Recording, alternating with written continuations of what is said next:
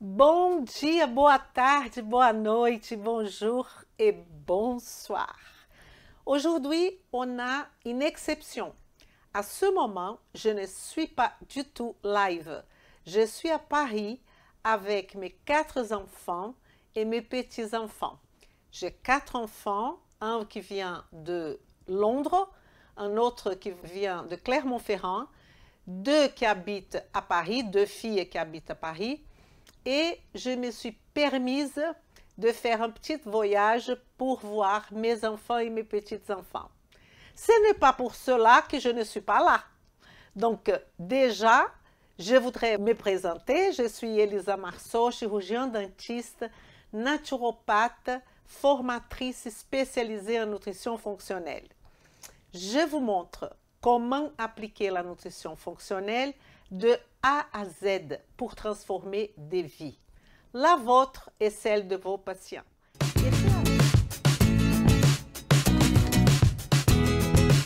Vem comigo! Et c'est avec beaucoup de plaisir qu'on va parler aujourd'hui de tout simplement la santé articulaire. La santé articulaire, elle va toucher à plusieurs professionnels de santé. Elle va toucher évidemment les kinésithérapeutes, les ostéopathes, les chiropracteurs. Elle va toucher aussi les coachs sportifs. Elle va toucher aussi les éducateurs sportifs, les naturopathes. Beaucoup de thérapeutes sont concernés par cette question qui est la santé articulaire, sans oublier évidemment un des acteurs de cet voyage qui est la santé articulaire, qui sont les médecins. Je voudrais vous parler un peu de cette santé articulaire, parce que la santé articulaire, elle est liée effectivement à douleurs articulaires. Et on va beaucoup parler aujourd'hui de douleurs articulaires. Mais quand on parle de douleurs articulaires, on parle essentiellement de mobilité. La mobilité d'une articulation, elle est extrêmement importante pour notre vie de tous les jours. Et je voudrais que vous fassiez un parallèle d'une personne qui n'a pas sa santé articulaire et d'une personne qui a sa santé articulaire. Cette personne, elle sera celle qui n'a pas la santé, elle sera avec plusieurs empêchements de la vie quotidienne. Jouer au piano, le jardinage, jouer avec ses petits-enfants par exemple, faire des exercices physiques dans la nature, courir dans la nature, marcher, et même parmi d'autres activités, faire du tricotage. Tout ça est lié à la santé articulaire. Si vous êtes un professionnel de santé qui travaille avec un de ces empêchements ou que vous avez comme inspiration d'amener votre client ou votre patient à la possibilité de faire toutes ces activités-là, vem comigo. Parce que je vais présenter la santé articulaire dans la notion de la nutrition fonctionnelle qui est la matrice de la nutrition fonctionnelle. Et est pour cela que je vais vous présenter tout de suite cette possibilité qu'on a à chaque de ces photos-là. C'est pour vous montrer les possibilités qu'on a ou qu'on n'a pas si la santé articulaire n'est pas présente. Voyons maintenant ici le modèle de la nutrition fonctionnelle qui est effectivement la matrice de la nutrition fonctionnelle. Donc, on va mettre ce sujet, cette personne, ici dans cette matrice, en considérant que son objectif principal, qu'on peut dire sa home, et quand je dis home, c'est l'objectif final de votre client ou de votre patient, qui est, il est devant vous, parce que peut-être il veut atteindre la santé articulaire pour des choses que je viens de vous expliquer. Donc, cette santé articulaire ou la douleur articulaire, elle va faire partie de plusieurs nœuds. Les premiers nœuds qu'on peut penser, c'est l'intégrité structurelle. Parce que l'intégrité structurelle, elle est liée aux muscles, elle est liée aux articulations. Je pense à la force musculaire liée aussi à l'os. Tout ça fait partie de cette intégrité structurelle. Et elle fait partie aussi, évidemment, de l'énergie, de neuroénergie, parce que pour pouvoir marcher, pour pouvoir jardiner, pour pouvoir bien travailler ses articulations, j'ai besoin de mobilité. Mobilité dépense de l'énergie. Ça, c'est lié aussi à nos maladies auto-immunes. On va parler de tout ça tout à l'heure. À l'état de notre tractus gastro-intestinal, à notre sommeil, à notre nutrition, à notre hydratation. Donc, vous voyez que cette nœud articulaire, malgré il fait partie absolue de l'intégrité structurelle de notre corps, il va toucher tous les autres nœuds. Et la question que vous allez me poser est, Elisa, si j'ai un patient ou un client qui a un problème de santé articulaire, comment je vais utiliser ça en parlant de nutrition fonctionnelle? Très bien. La nutrition fonctionnelle n'est pas, je vais vous dire qu'est-ce qu'elle n'est pas. Elle n'est pas une méthode, elle n'est pas un protocole. Ce qu'elle est, c'est une stratégie de comment vous, professionnels de santé, va réfléchir pour proposer une solution à votre client ou à votre patient en ce qui concerne la santé articulaire, même s'il a une maladie articulaire, s'il a une altération, un trouble articulaire quelque part. Alors, allons-y parler de cette question de cartographier les douleurs articulaires qui seraient un signe et des symptômes qui vont rentrer dans la matrice de la nutrition fonctionnelle pour qu'on puisse analyser et voir quelle solution proposer à ce client ou à ce patient. Déjà, vous savez bien que nous avons différents types de douleurs articulaires, évidemment. Les différents types de douleurs vont passer par les douleurs articulaires dégénératives, parce que arthrite, qu'est-ce que ça veut dire arthrite? Arthrite, c'est une inflammation au niveau articulaire. Donc, ça ne veut pas dire grande chose, une personne qui dit arthrite. Donc, on a des douleurs articulaires qui sont effectivement dégénératives. On a l'arthrose, on a douleur articulaire d'usure qui est très liée à l'âge, qui est très liée à mauvaises habitudes. Et on a les douleurs d'origine auto-immune ou de processus inflammatoire. Tout ça déjà nous fait réfléchir qu'on est bien dans le travail de santé articulaire. Parce que c'est ça le travail en amont de la nutrition fonctionnelle. Ce n'est pas de étiqueter une maladie et travailler la maladie. Non, c'est de prendre tout ce qu'il y a dans la matrice de la nutrition fonctionnelle en ce qui concerne cette personne et l'amener à la santé. Là, je suis en train de travailler la santé articulaire de ce patient. Et donc, nous avons les déclencheurs.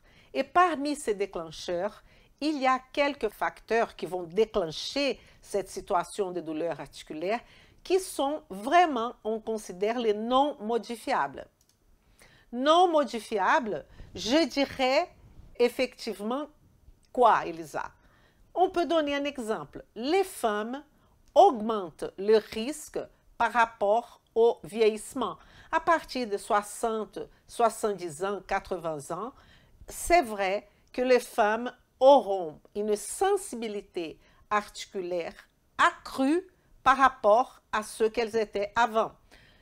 Pourquoi? Parce qu'il y a la question de le rapport de l'estrogène, testostérone et progestérone. Ça ne veut pas dire que toutes les femmes ont des problèmes articulaires, mais c'est vrai que les études nous montrent qu'il y a une augmentation du risque par rapport au vieillissement. Il y a aussi le facteur qui est la chirurgie tout simplement. Et aussi le travail physique très lourd. Je peux vous donner comme exemple les carreleurs, les maçons, les gens qui travaillent dans le bâtiment. Évidemment, sont des déclencheurs. Ils ont plus de risques d'avoir de douleurs articulaires. Ça seront les facteurs non modifiables. Mais on peut réfléchir par rapport à ce qui nous intéresse dans la nutrition fonctionnelle, qui est l'étiologie du problème. Mais là, c'est une étiologie que je veux comprendre d'où vient le déséquilibre. Tous ces éléments vont faire basculer, que je vais vous présenter. Donc, nous avons des situations comme l'inflammation systémique, qui peut avoir plusieurs raisons pour avoir cette inflammation systémique. Le surpoids, par exemple. Un diabète non traité, par exemple. Il y a ça. Source infectieuse. On a trouble gastro-intestinal, carence en nutriments, carence ou déséquilibre hormonal, niveau de stress, qualité du sommeil.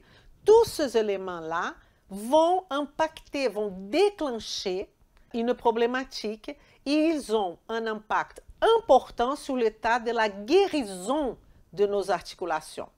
Nous voulons faire basculer ce qui n'était auparavant qu'un cours dégénératif, ça veut dire nous avons, notre société, l'habitude de considérer que au fur et à mesure qu'on gagne de l'âge ou au fur et à mesure qu'on a des inflammations, des sources infectieuses, etc., que c'est naturel d'arriver à un processus de dégénération.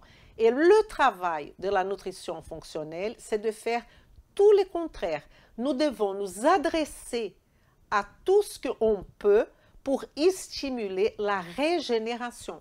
Donc, est-ce que vous comprenez qu'on ne va pas s'attaquer à l'étiquette maladie Y ou X, mais on va travailler avec notre client ou notre patient dans le processus de y stimuler la régénération du corps.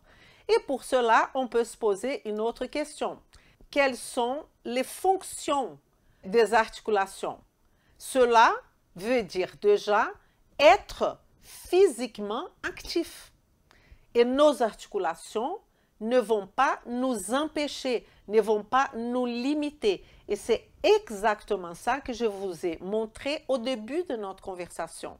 Si notre objectif va vers la santé articulaire, notre objectif, c'est de empêcher la limitation qui peut parfois donner la douleur articulaire.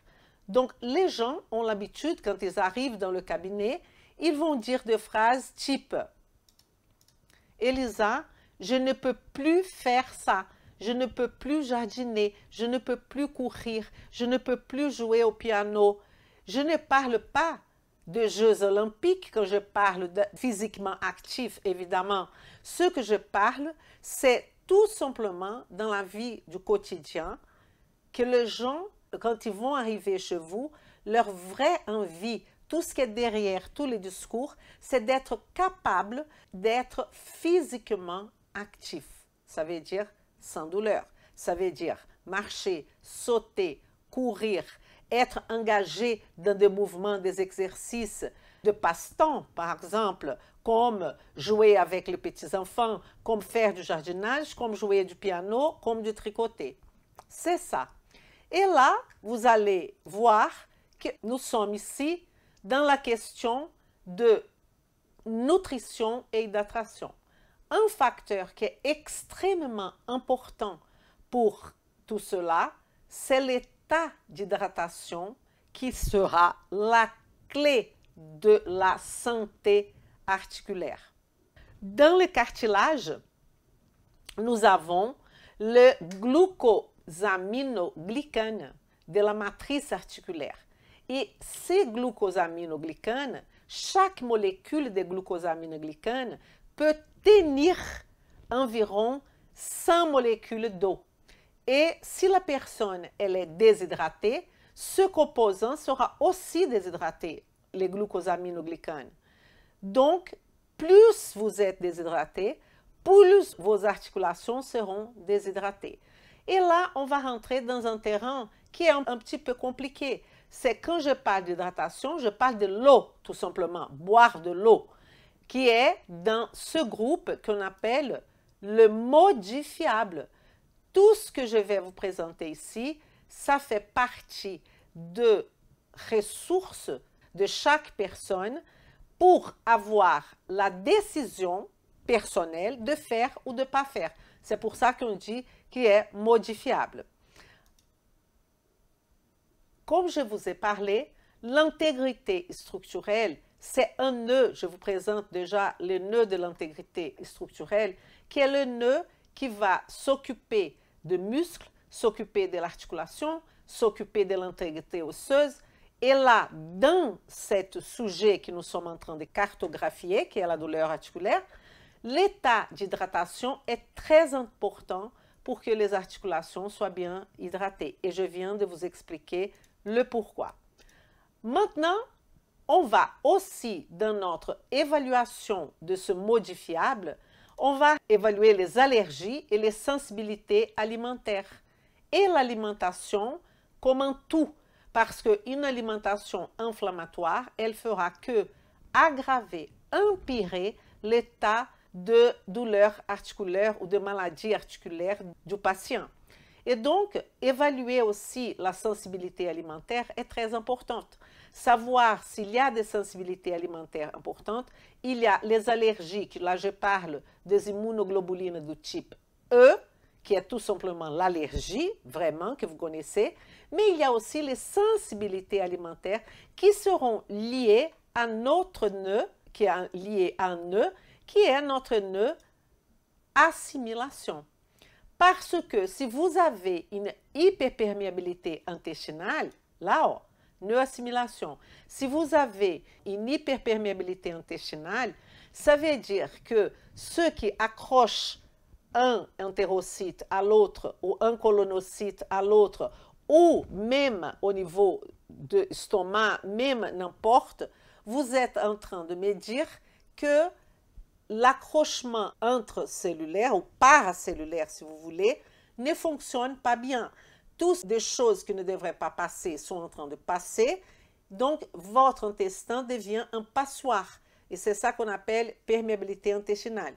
Et ça qu'on appelle en anglais le leaky gut, la présence d'une dysbiose qui peut par conséquent donner cette perméabilité intestinale. Et qu'est-ce que serait cette dysbiose? C'est une modification du niveau qualitatif et quantitatif du microbiote. Quand je parle de microbiote, je parle non seulement de bactéries, surtout de bactéries, parce que la majorité de nos études sont des bactéries, et même des quantités sont des bactéries, mais il y a des bactéries, des champignons, il y a d'autres éléments qui vont rentrer dans cette composition du microbiote.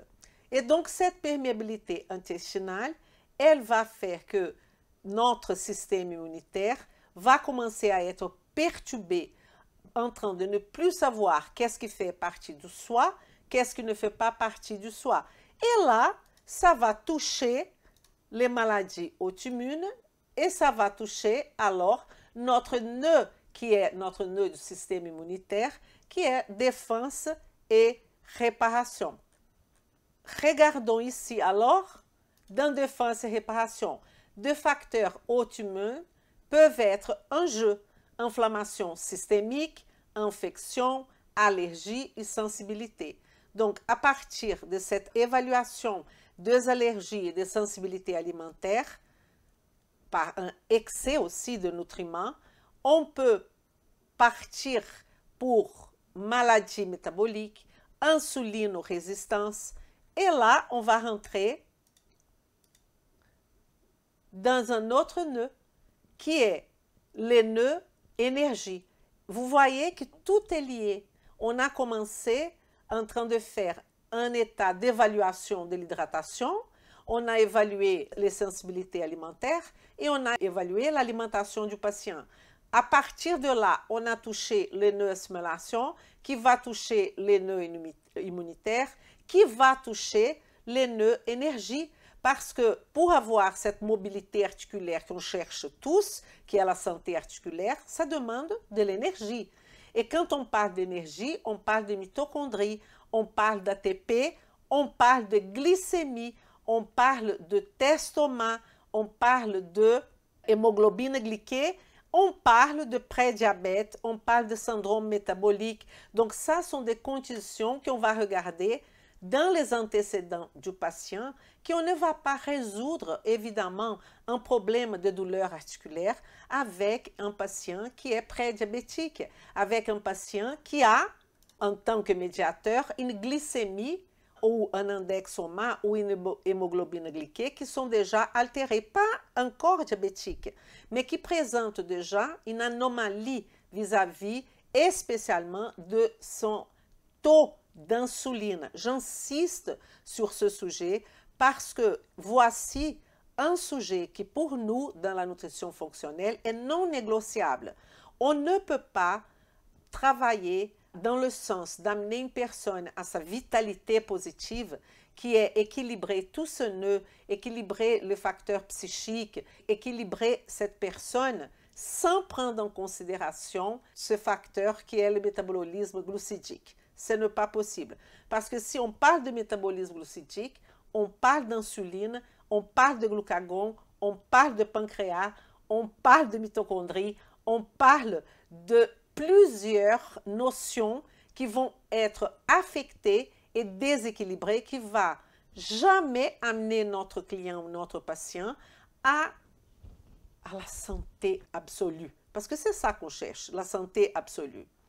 Donc, cette mobilité articulaire qu'on appelle MAL, elle est dépendante, complètement dépendante, là en mobilité articulaire, elle est complètement dépendante de cette condition de glycémie, OMA, hémoglobine glyquée. Quand je dis glycémie, ce n'est pas tout simplement de regarder le bilan sanguin de votre client ou de votre patient et regarder si la glycémie est normale ou pas.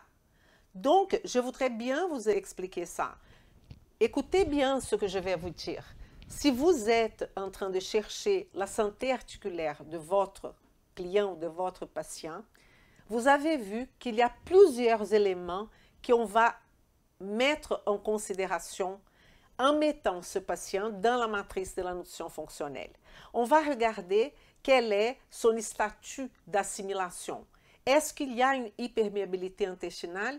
Est-ce qu'on a un problème au niveau de attachement d'une cellule intestinale avec l'autre? Si on a cette question de perméabilité. Si on a cette perméabilité, on a une dysbiose.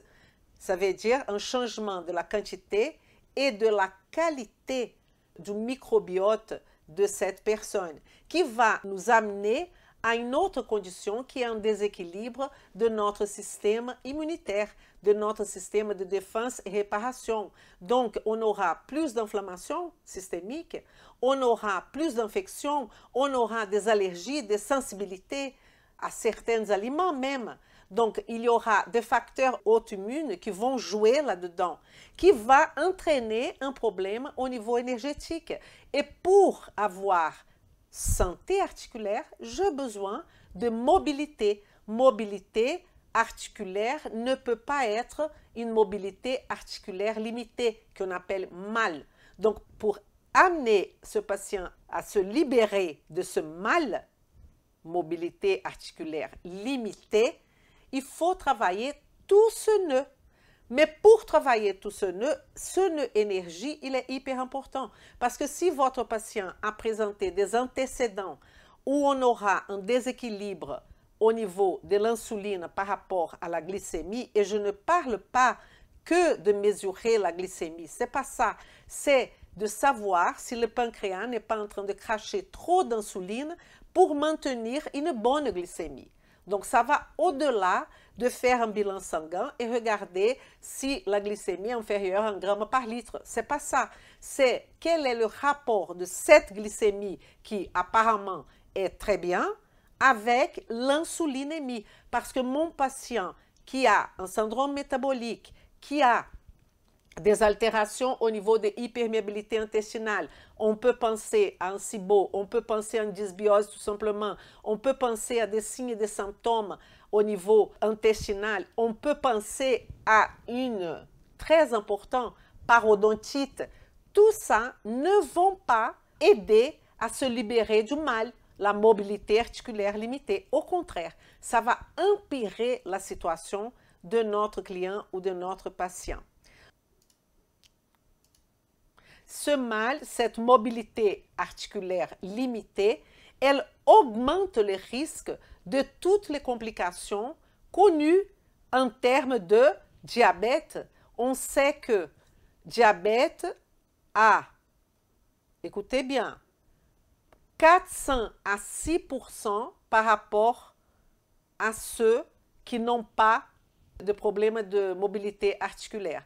Donc, une personne qui est diabétique, elle a un problème de mobilité articulaire limitée 400 à 600% plus qu'une autre qui n'a pas ni prédiabète ni diabète.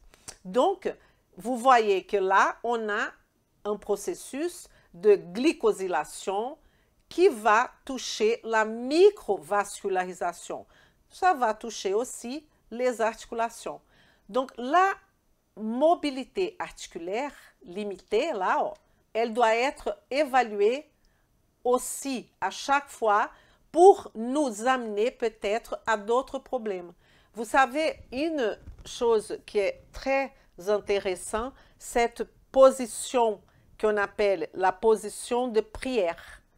Il y a des personnes qui, quand on demande de faire ce mouvement-là, déjà, elles vont vous raconter qu'il y a des altérations au niveau de la mobilité articulaire limitée, au moins de cette partie du corps. Et donc, vous allez déjà penser à l'assimilation, à défense et réparation, à cette question d'énergie que je viens de vous expliquer. Encore dans notre proposition de cartographier les douleurs articulaires, nous allons commencer à démystifier la question de exercice et mouvement. Vous savez que les personnes qui ont des problèmes de douleurs articulaires, et je donne là cet exemple, mais il y a des douleurs articulaires partout, au genou, au lombaire, etc. La première chose qui vont faire la tendance est d'arrêter les exercices. Mais tout ce qu'on a besoin, c'est de mouvement. Donc, l'objectif n'est pas d'augmenter la douleur de la personne, mais on ne peut pas atteindre non plus qu'il n'y a plus du tout de douleur pour que la personne commence à faire de mouvements. Évidemment, tous les autres paramètres ont déjà été travaillés. L'eau, l'hydratation, l'alimentation, l'intestin, tout va commencer à se mettre à sa place et le patient va commencer déjà par des exercices doux, car il est toujours nécessaire de continuer à bouger, même dans la douleur. Il y a des lignes de médecins qui vont demander à la personne de mettre des corsets. Vous savez bien que l'objectif, c'est de revenir au mouvement et pas d'arrêter le mouvement. Une chose, c'est la phase aiguë. L'autre chose, c'est la phase chronique. Et là, on parle évidemment de douleurs articulaires chroniques qui va s'installer, qui va augmenter au fur et à mesure. Donc, l'exercice le plus complet du corps, c'est une personne. Vous connaissez quelqu'un qui a des douleurs articulaires? Elle sera obligée de passer par toutes ces étapes-là que je viens de vous dire. Pour être bien clair, vous connaissez quelqu'un qui a des problèmes de douleurs articulaires, professionnel de santé. Vous devrez prendre en compte pas que la douleur articulaire. Vous devez prendre en compte tous les nœuds de la matrice de la nutrition fonctionnelle. Quelle est sa capacité d'assimilation? Est-ce qu'elle est en dysbiose? Est-ce qu'elle est inflammée? Est-ce qu'elle a des maladies auto-immunes? Est-ce qu'elle est en surpoids? Est-ce qu'elle a du syndrome métabolique? Est-ce qu'elle est prédiabétique? Est-ce qu'elle a des altérations au niveau de glycémie, d'hémoglobine glyquée et d'insuline surtout? Est-ce qu'elle a de mobilité articulaire limitée? Bien sûr, si elle a ça, vous allez déjà commencer à amener la santé par rapport à travailler tout ce nœud. Et après, vous allez proposer de commencer avec des exercices doux, mais n'oublions pas qu'une personne qui a des problèmes articulaires, il faut absolument, en tant que traitement, passer par la musculation augmenter la masse musculaire, c'est extrêmement important. Augmenter la masse musculaire. Et là, je m'adresse spécifiquement au coach sportif fonctionnel ou au coach sportif. Vous êtes coach sportif, vous êtes éducateur sportif, vous avez un travail avec votre client pour améliorer sa situation corporelle. Oui, mais vous avez aussi cette personne avec douleur articulaire, vous n'allez pas arriver si vous ne travaillez pas les nœuds comme les nœuds assimilation, les nœuds défense et réparation, avant de proposer le vrai exercice articulaire qu'elle a besoin. Et vous savez bien que ça va passer par la musculation, augmentation de muscles, augmentation de masse musculaire, augmentation osseuse par conséquence. On va restructurer les capsules articulaires, on va restructurer tout ce qui est autour de l'articulation en augmentant les muscles. Vous allez faire aussi le High Intensity Training, qui est de courte période, mais de haute intensité, très important. Yoga, pilates, étirement, exercices de base dans le sol, tous ces mouvements sont extrêmement importants pour les clients ou les patients qui ont des problèmes articulaires. Évidemment, il va falloir quelqu'un qui soit spécialisé en ce type de problématique pour, par exemple, protéger la lombaire, protéger le genou d'une personne qui a des problèmes articulaires. Ça ne veut pas dire que ce genou et cette lombaire ne vont pas travailler. Et je sais bien que vous qui travaillez avec les articulations et les muscles, comme les chiropracteurs, comme les ostéopathes, comme les éthiopathes et le coach sportif, sont bien en position de comprendre ça. Mais je vous invite, vous qui travaillez avec comme spécialité articulation et muscles, de aussi se rappeler que vous avez besoin de connaissances en termes de santé gastro-intestinale, de immunité, de hormones surtout, pour résoudre la problématique de votre client ou de votre patient. Est-ce que je ne pouvais pas laisser de parler cette histoire de cartographie de la santé articulaire, passant par la douleur articulaire, sans parler de suppléments? Les suppléments sont extrêmement utiles lorsqu'ils sont utilisés à tout ce que je viens de vous expliquer, lorsqu'ils sont utilisés par rapport à tout ce modifiable, et je n'ai pas fini par rapport à ce modifiable, parce qu'il y a aussi la question, je vais revenir là, la question du sommeil. Dans un cycle de sommeil profond, c'est que le moment que le corps se régénère et il va créer de nouveaux ligaments et de cartilage. Donc, il faut une hygiène du sommeil adaptée à votre client et patient. Nous avons des chapitres qui vont parler de l'hygiène du sommeil ici dans notre chaîne, mais aussi dans l'Académie Marceau, que vous pouvez regarder gratuitement la réparation du sommeil d'une personne, parce que c'est vraiment catastrophique pour, non pas que pour la santé articulaire, mais pour la santé en soi, si on n'a pas un cycle de sommeil réparateur. Ça, c'est extrêmement important. Alors, la supplémentation, elle est utile de ce que vous travaillez, les non négociables qui sont là-haut déjà, glycémie, OMA, tout ça, et rétablir tout ça, et aussi les modifiables que je vous ai montré ici. Sommeil, relaxation, exercice et mouvement, hydratation, évidemment, les stress, la résilience, évaluer le niveau de stress, c'est extrêmement important. Le rapport psychique de ce patient en termes de mental, spirituel et émotionnel, aussi avec la nature, avec la famille, avec son travail, tout ça doit être travaillé si vous voulez donner à votre patient ou à votre client une solution définitive. Alors, ce supplément, on peut parler évidemment de glucosamine, on peut parler de curcumine, on peut parler de collagène. Et là, on va regarder en premier, avant cette supplémentation, l'état alimentaire de cette personne, l'état nutritionnel de cette personne. Si elle est en surpoids, elle peut même être dénutrie.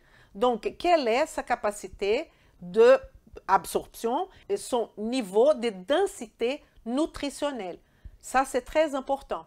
Donc, faire une supplémentation isolée, c'est du gaspillage d'argent, du temps, et c'est hyper frustrant. Ça ne va pas régler le problème de votre client et de votre patient. Professionnels de santé, vous avez compris notre objectif.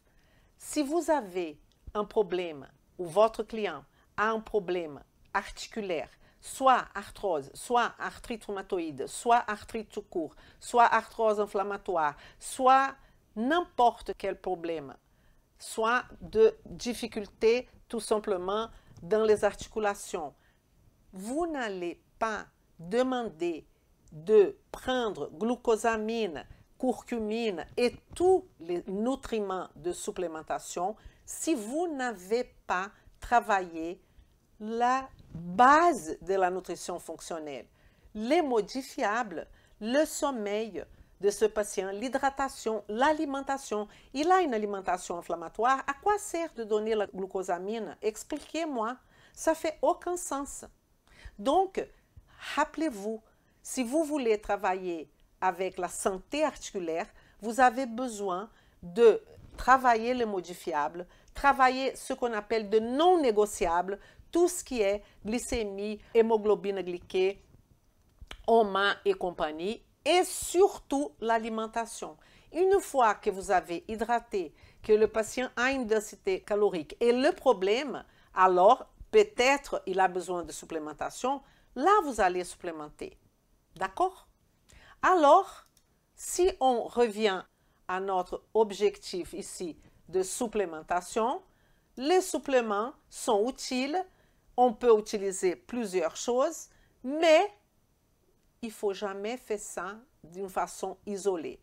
Et je ne sais pas si vous connaissez, il y a aussi, qui est faite par le médecin, excusez-moi, la prolothérapie, qui est un terme qui vient de l'anglais, qui ça veut dire proliferative therapy, qui est une injection qui est utilisée pour traiter les maladies musculo-squelettiques chroniques. Ces injections, elles sont réalisées au cours de plusieurs séances et ils vont injecter un agent irritant dans le ligament, les tendons et les jonctions. Donc, je n'ai pas dit que je suis contre. Ce que j'ai dit, c'est que l'objectif de la nutrition fonctionnelle, c'est de rétablir le mouvement, rétablir la mobilité articulaire. Et la prolothérapie peut éventuellement faire partie. Mais il y en a beaucoup de clients et de patients qui peuvent s'en passer. Ce que je voudrais vous dire, c'est que cette douleur articulaire, parfois, elle n'est pas la seule source de cette douleur.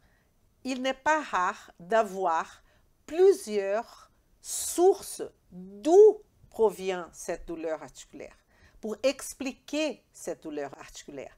Et c'est pour cela que la matrice de la nutrition fonctionnelle, elle est essentielle, parce que vous allez étudier avec organisation tous ces éléments-là. Est-ce que votre patient a douleur d'un seul genou ou de deux genoux?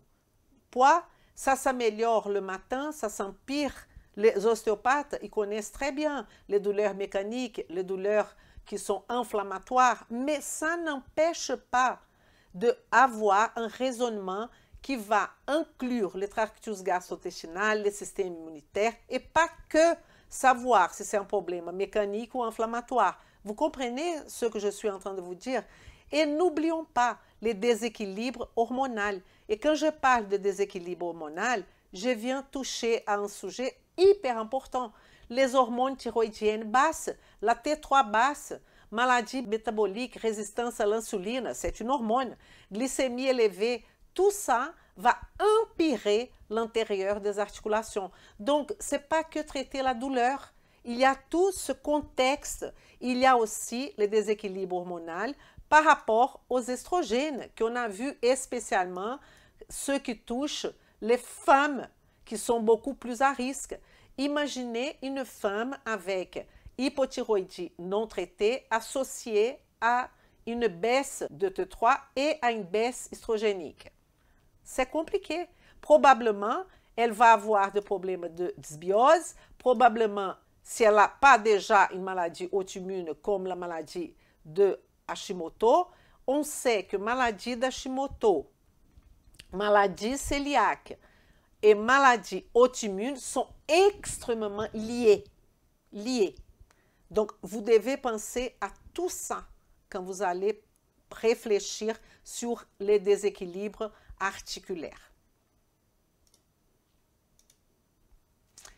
Pour conclure, qu'est-ce qu'il va falloir faire? Il va falloir évaluer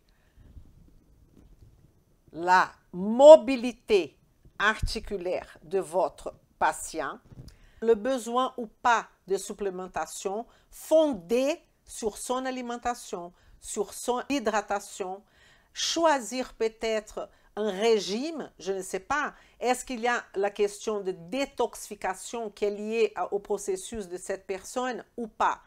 Étudier tout ce nœud que je viens de vous expliquer pour donner une solution définitive à votre client ou à votre patient.